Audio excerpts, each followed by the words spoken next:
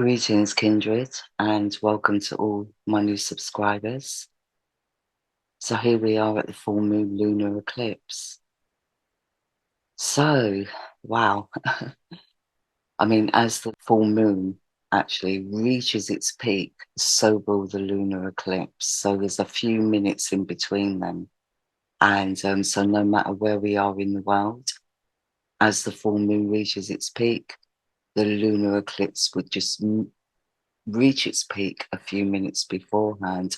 Now, the lunar eclipse will be seen over Europe, Asia, Africa, and the Far East, not necessarily in the Western, like England and the USA. We won't actually see that, but we will still experience the effects of that. So, also, Pluto went into retrograde on May 1st. So Pluto's already in retrograde here. Now, lunar eclipses are really all about the shadow self. It's all about our subconscious mind, and it can be very destructive in a way. Do you know what I mean? Or we could become aware of destructive forces around us. So, it can be also where darker emotions come to the surface, maybe where we've been analysing the past and we're feeling a little bit kind of bitter about that. Like I said at the solar eclipse, I do feel this kind of like big awakening has occurred. That the awakening will happen in bouts. It's not all in one go, where people come into realization. Do you know what I mean? And like I said, I think a few podcasts ago, that, it's not until certain things affect us personally that we actually realize that we got to get up and do something about it. But it's like, where do we go? What way do we turn? And the reason why I say that is because of this grand cross that we have here. And this is a very dark energy as well, with Pluto and the Black Moon Lilith involved. Now, the Pluto, Saturn, and the Black Moon Lilith have been really kind of emphasized in all the chart wheels that I've been reading for the last few months. And like I've said before, she's flitting backwards and forwards. So at the moment, she's in between Gemini and Cancer, but she's also hitting a bit of Leo right now as well. Also, on top of that, our full moon will reach its peak at 6 degrees in Libra. So that also means the solar eclipse will be at 6 degrees in Libra as well. Now, 6 is quite a good number, really, because it's the number of humanity. It's the number of like human nature, really. It's all about our crafting. It's also about our relationships. The number 6 is meant to represent the seal of Solomon. So it's all about conjuring as well. So I feel there's a lot of conjuring energy here that's surfacing as well. And our moon at 6 degrees in Libra, in opposition to this little stellium that's been going on for a little while now. Now the sun has reached 15 degrees. Now, all of you that follow me, you know that I say 15 is the number which really represents the abuse of power, the abuse of authority, and also with the number 6. I mean, if this 6 was on its own and we was like, say, the sun was at 10 or 19 degrees, it would be a different story. But since 15 is the number really of abuse of authority, abuse of power, and also adds up to 6, it does represent a very corruptive energy. And so a lot of corruption is beginning to surface, and I think we're seeing that in our media. We're also seeing that in our relationships, whether they be, business or intimate, so when it comes to the Libran relationships, I mean, in the true lifetime sky, Libra does rule the 8th house, not the 7th. So the 8th house is really all about marriage. It's all about the coming together of business partnerships, which tend to be a marriage in themselves, or intimate marriages. But it's where we have to find the balance, in our relationships of all kinds. Do you know what I mean? Especially those that are on a level of commitment. And, here in the UK, we've got Venus there. So I really do feel like with Venus in Taurus, it's all about our financial systems here in the UK. And really globally, it's all about, finances, our need for security, when it comes to the material things in life. The lunar eclipse, like I said, represents a shadow self, but it's also about the subconscious mind. It's a very feminine, magnetic energy, whereas the solar eclipse is more about the masculine, physical energy.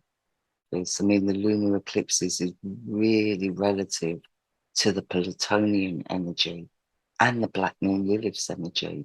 So these are the darker energies when it comes to, astrological points in our sky. And right now we've got Pluto in opposition to the Black Moon Lilith. I mean, at the solar eclipse, the Black Moon Lilith was in opposition to Saturn. That's where we feel like everything's just falling apart. And, it's very, very draining energy where we just feel we're never going to get out of a rut.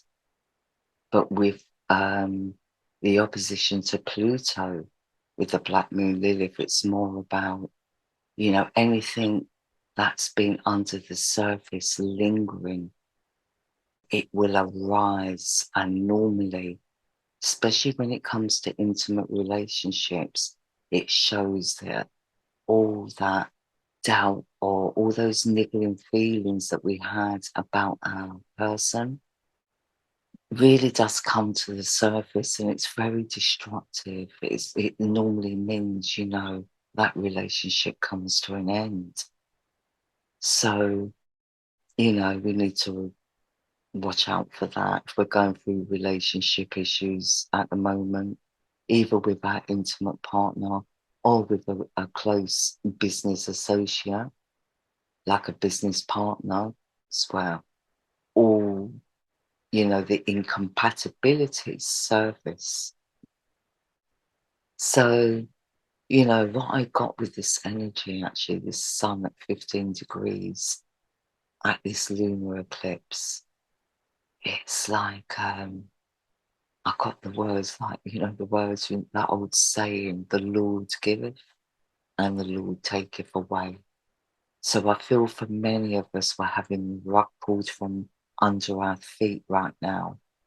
And, it can be a very, very kind of fearful time when it comes to having the rug pulled from under our feet, or, things that we thought was our security are being taken away from us, So, yeah, I also feel during this time, I mean, whether the Black Moon lives in opposition to Saturn or Pluto, we tend to feel very, very drained with that energy.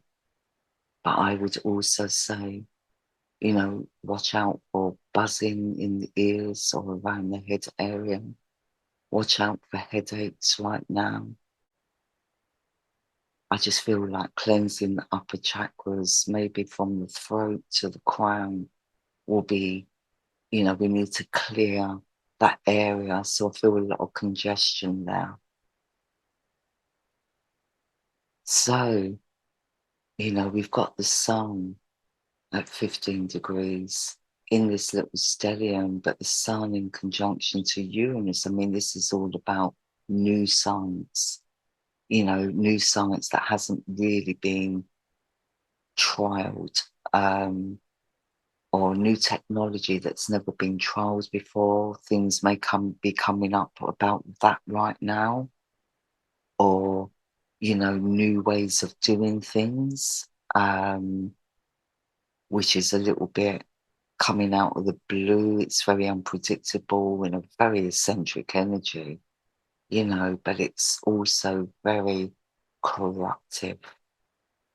Although the number 19 is actually all about children, you know, so maybe with this lunar eclipse and with all this corruption surfacing, it could be very closely connected around children, you know. So, yeah, I mean, we can go down many different roads with that. You know, we also have the goddess Vesta here. Now, the asteroids that I use is the Jupiter's asteroids, just the four of them: the goddess Pallas, the goddess Ceres, the goddess Vesta, and the goddess Juno. So, you know, all these asteroids also represent children or childhood experiences, but in, you know, different ways. So the goddess Vesta is all about our sacred passion, our spirituality, you know, our mission in life. So I just feel that there's a lot coming to the surface, and a lot of people that have been on this mission of exposure, you know, have got a lot to bring to light right now. And, you know, lunar and solar eclipses do actually go on for quite a long period of time. And like I said in my last podcast, I feel over the next 6 months, we're going to see things escalate at a very rapid rate. You know, Uranus is coming to the end of his transit this year. In 2024, he will be entering into Taurus. But at the moment in Aries, you know, it's been in Aries for a few years now, but it's been a very erratic and fast-paced energy. Over the last few years, we haven't known whether we're coming or going, you know. So when he's going in his retrograde mode, which he will in due course, it's like we're being pulled through a hedge backwards. But going forwards, I feel it's very disruptive when it comes to like new ways of doing things that really are being enforced on us right now. This is a very corruptive energy that this chart is showing me right now, but in a way that's good because it's bringing it all out into the open. But like I said, you know, it's just happening in bouts. So more people are being affected right now, and more people are coming into a realization. But with this grand cross, it can be very kind of restricting as well. And it can be like an energy of like, no matter what way we turn, no matter what roads we go down, we always seem to end up in the same place. Or that's how it feels right now, or seems. But we do have, you know, this kite going on still with the South Node, Venus, and Saturn. And Saturn is at 7 degrees in Aquarius. Now, a lot of people don't like Saturn's energy. I mean, it is a harsh energy, don't get me wrong. But Saturn is here to, you know, teach us lessons that will benefit us in the long run. Not in the short term, but definitely in the long term. So at 7, you know, 7's all about our spirituality. In Aquarius, it's humanitarian values or humanitarian lessons. You know, 6 here is all about humanity. Libra, really, you know, as much as Libra represents partnerships, it definitely is, again, a humanitarian kind of energy when it comes to justice or balance, you know. So I just feel that, you know, so much is coming to light, although this is a very dark time right now. But the only thing also with this energy is it can be very disruptive when it comes to emotional security. So, you know, there's a lot of shifting going on in the collective energy right now with the North Node at 5 degrees. Now, the only thing I can say, you know, Aries is the protector, you know, so this Aryan energy is very active right now.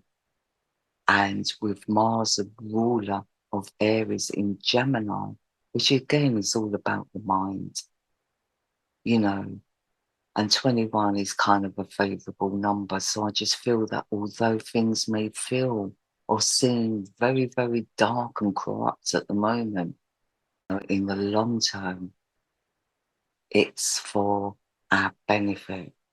It's for enlightenment. You know, Mars is a very active energy, but so is Gemini.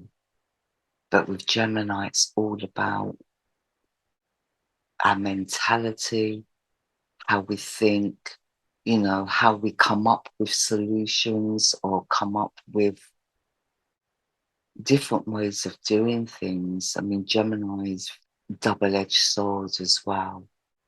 So, you know, Pluto is also in opposition to Mars, as well as the Black Moon Lilith and the Goddess Pallas. So I just feel right now, it just feels the darker forces are against us.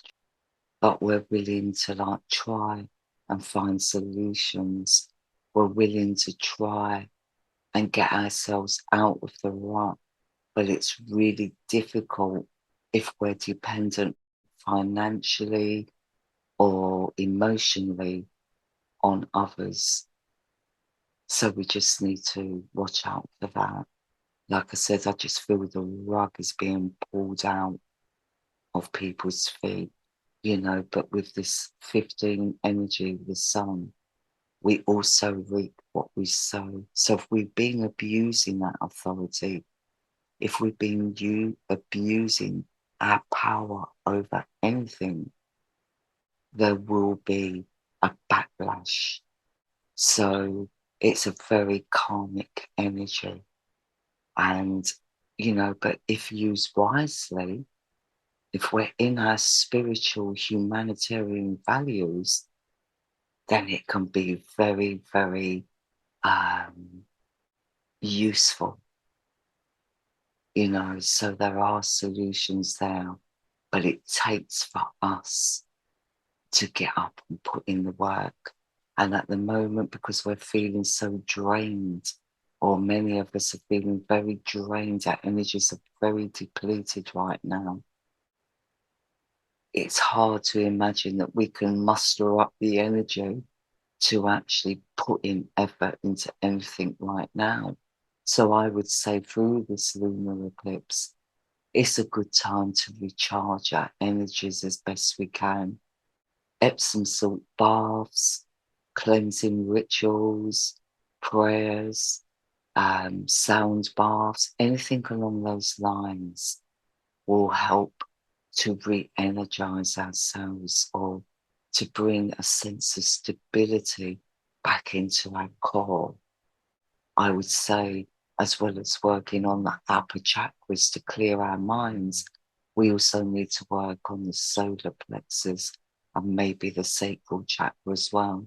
I mean, I would recommend all chakras, but emphasize or concentrate on those ones, especially the solar plexus as well, because there's a lot of nervous energy flying around when we are, you know, in this dark period of like fear or just feeling defeated.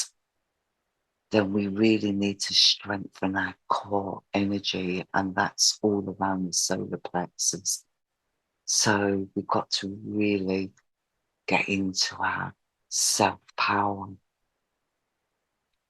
So this ground cross here, with the nodes, it's all about our sense of purpose. And, we really do need to keep our wisdom in check. So, like I said, it's going to require work, it's going to require consistency. And we have to be aware that sometimes we do need to rock the boat. We mustn't be over complacent or complacent in any way when it comes to our spiritual mission and really putting the world to rights. Do you know what I mean? So with the Black Moon Lilith and Pluto, these energies are all about us facing our demons. And it can be a very uncomfortable time. We're really being tested at the moment. There's a lot of selfish energy out there, which creates a lot of extremism, conflicts, and even war. It's a very destructive energy. But as long as we stay true to ourselves and true to our spiritual values, do the work, do the cleansing, do the grounding, so you are energizing yourself to keep on your mission. If things are arising in our intimate relationships that are surfacing, they're surfacing for a reason. If those incompatibilities are not, in alignment with our self-worth or our own true happiness, then we've got to let that relationship go. And really, with the Black Moon Lilith in opposition to Pluto, it's beyond our control. Once again, I'm going to link the Pluto entering into Capricorn video I did below, because I cover his retrograde in that. And I'm also going to link the article I wrote on the 3 phases of the Mercury retrograde. I did link them at the solar eclipse. Many of you have probably already read and watched that video. But for those of you that haven't, it will enlighten you just that little bit more as to what's going on with these eclipses. As always, I'm sending you peace and much love.